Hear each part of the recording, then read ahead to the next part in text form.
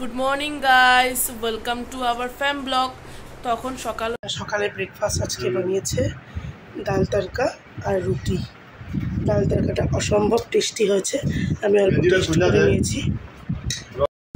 এই যে মারা এখানে কারি পাতা সব রেডি করছে।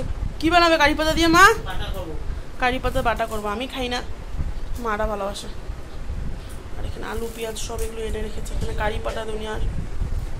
আমরা বেরিয়ে গেছি, আমরা রিক্সাতে বসে গেছি, দিদিভাইকে খাওয়া দিতে যাব। দিদি অফিসে আছে, আজকে নিয়ে দিতে ভুলে গেছে, ওর এক্সাম ছিল, তার জন্য আমরা এখন খাওয়া দিতে যাচ্ছি।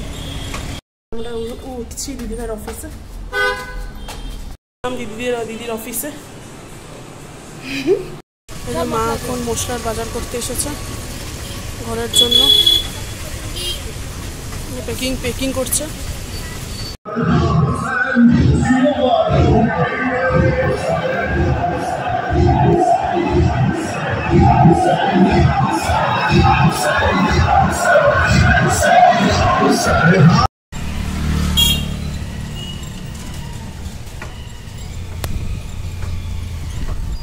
বানাতে ঘেমে একদম অবস্থা শেষ, বিকজ আমাদের রান্নাঘরে বহুত হিট হয়ে যায়।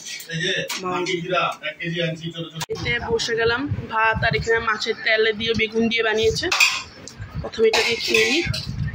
ঘরে কারেন্ট, আর মা বসে বসে বানাচ্ছে দইয়ের শরবত। কারেন্ট নেই কিন্তু দইয়ের শরবত বলতে লাগে।